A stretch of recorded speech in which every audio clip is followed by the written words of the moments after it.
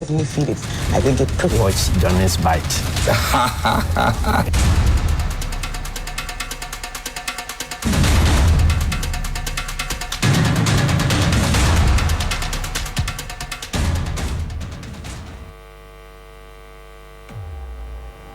Johnny's Bite.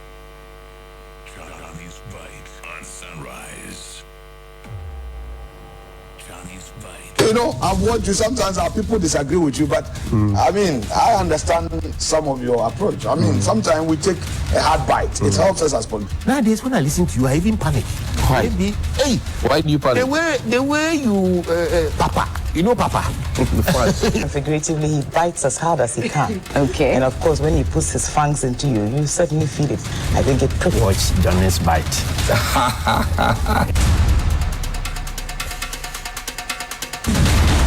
Bismillahir Rahman Rahim. Alhamdulillah Rabbil Alameen Hasbanallahu wa ni'mal wakil. The Lord is my light and my salvation, whom shall I fear?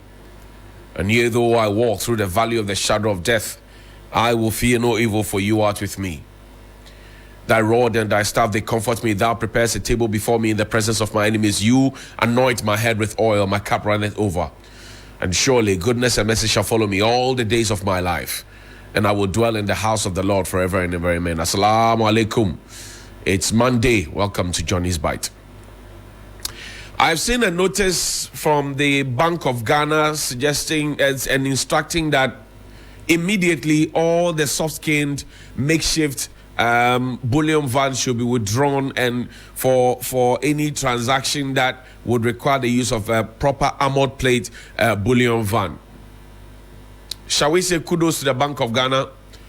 Or shall we go back to what I said on Friday, that we always wait for somebody to die, for a disaster to happen before institutions wake up to work?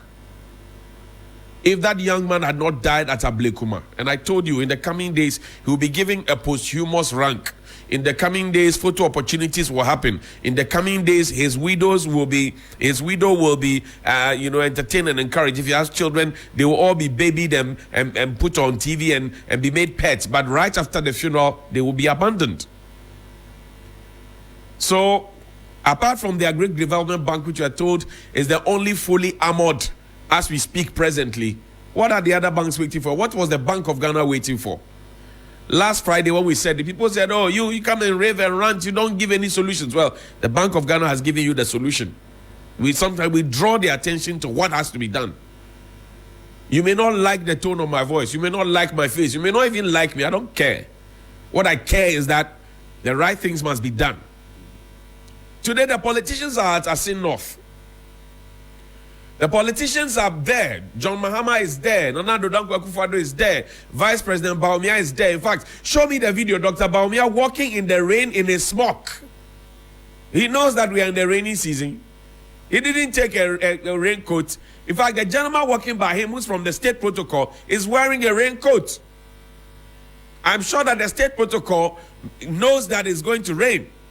The other gentleman is also but Dr. Bawumia is walking in the rain, in the smoke.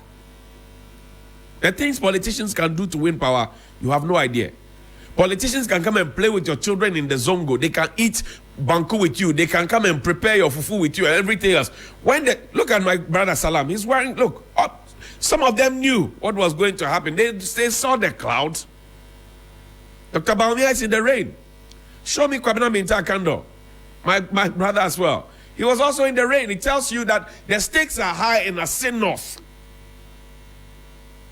Now, if we really wanted to give the people an AstroTurf, why did we have to wait until a by-election to give them an AstroTurf? You see why the people will constantly say that they want their members of parliament to die in order for them to get development. They want their members of parliament to die or be incapacitated to the point where a by-election must be held. So the question this morning is, will we have some more development in Asin North if another by-election happens? Will Jachi Kwesi win, sympathy votes? The president made a comment yesterday, and John Mahama responded to him. Play that video for me, the president of the republic. Play that video for me. Been defining the race to meet us, not only to meet us, you know. So it was a very frontal one from John Dramani Mahama to His Excellency the President Nana Akufo-Addo on the comparison of James Jack.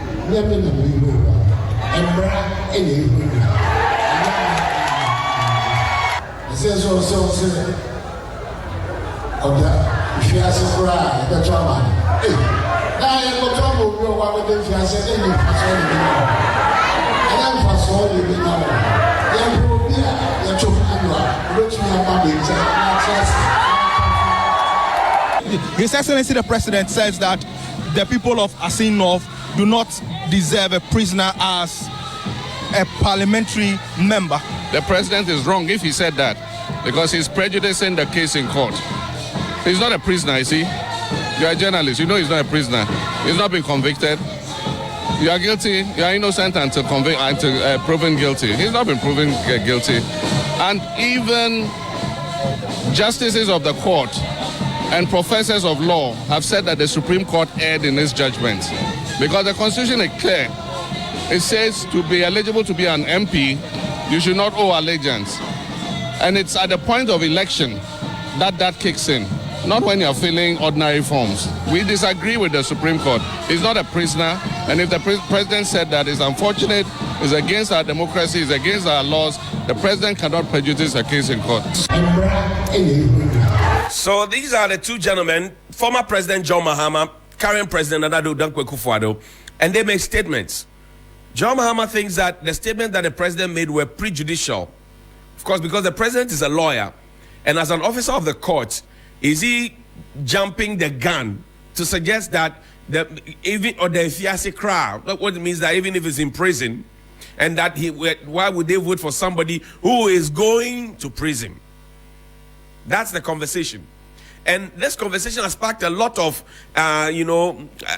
messages among the people in Asin Breku, particularly where the two candidates come from, where Opoku and Kwesi, where both of them come from. Is the President giving us an indication of what could happen or what is about to happen? Is the writing on the wall? I'm only asking. Because when the first gentleman of the land speaks, and you have the leader of the opposition party also speak like this, it gives the people a certain indication. I have read on the front pages this morning that NDC intends to foment trouble. Is it true that we have about 6 police regional commanders, about 6 regional commanders in Asin? Is it true that we have about 6 regional commanders in Asin North? If there are 6 regional commanders, experienced police commanders with their men in Asin North, why would anybody even think that the NDC can foment trouble? Because once you start saying these things, it means that the police are incompetent. But I don't believe that our police are incompetent. I believe that our police are very, very competent. Now let's go and look at the historical antecedents. Parliamentary results for Asin North, how the constituency voted. James Gyakye Kwesi in the last election had 17,498. That represented 55.21% of the votes. That percentage. Abena Druwa Mensah had 14,193. That represented 44.79% of the votes. Total votes cast is 31,691. Now let's go back to the antecedents from 1996, 2000, 2004, 2008, 2012, 2016. These are the members of parliament. Let's go back to, there's a chart, 1996, 2000, 2004, 2008, 2012, and then 2016. That's that one. Sorry, but put that one for me. 2000, all the way, 1996, 2000, 2004, 2008, 2012. That's it. Beautiful. Now, there's a historical performance. In 1996, the NDC won by 61% of the votes. NPP had 37.8%. In year 2000, the NDC lost by 46.3%, and the NPP had 50% of the votes and won. In 2004, history repeated itself. The NPP won 58.8%. NDC had 39.2%. In 2008, there was 50.6% in favor of the NPP and 47.1% in favor of the NDC. 2012, 43.6% for the NPP, who lost and then the NDC at 54.4%. Now, in 2016, it was 52% in favor of the NPP and then 45.1% in favor of the NDC. We know the story of 2020. Question: now that we know that both Gyakye Quayson and Opoku come from Asin Breku, which was the main decider in that election, will Gyakye Quayson win any sympathy votes because of the back and forth with the courts and all the commentary that have been made? Or will Opoku put a spanner in the works of Gyakye Quayson and the NDC? We have observed also that while the NPP may be organizing mammoth rally and projects are being done here and there, we have also seen the NDC going house to house like what Professor Mills did and won that election. Will it reflect in the final results? I don't know. I don't vote in Asin North. I'm only asking the questions. But the key question that we must ask is that will the supposed vote buying, the sharing of stuff, and the projects that have hurriedly been done, will it influence anything at all? Will the presence of the president, the vice president, John Mahama, and all the big wigs that we know within the political landscape on both the NDC and the NPP side, will it change anything at all? And at this present moment, how do the people of Asin North, how do they feel about the sudden swarm of their constituency? And then how would they feel after the by-election when everybody goes back to base? Because the people will vote for an MP, and the president said something which I found quite unfortunate. He said that he's looking for somebody who be voted for, who can come to him so that they can work together. Is it a suggestion that if you are voted for as a member of parliament and you belong to the opposition party, you cannot go to the president of the day, no matter which party he comes from, to go and work with? What will a win for the NDC mean in parliament? What will a win for the NPP mean in parliament? Because we know that we almost have an hung parliament. The NPP has one or two more than the NDC in parliament. So if the NPP wins Asin North, it means that their numbers would have been upped. What it means is that there's a clear majority. So when things come up, the minority can shout and scream on top of their voices, but it is those who have the votes, those who have the numbers, that will carry the day. If the NDC wins the seat, it means that we are back to factory settings, back to the hung parliament. What it means is that if there is something that comes up, for example, the matter of the e-levy, and the NDC decide that they are not in agreement, then we have a vote and maybe a tie, and then the speaker can have a casting vote and all. So tomorrow, the people of Asin North will have to make a very wise decision. The campaigns have been prosecuted. The big waves have spoken to them. They have heard the messages. The goodies have been shared. But in the end, it is they who know where they itch, and they who know who has been scratching them best, and they who will decide who represents them. Good morning.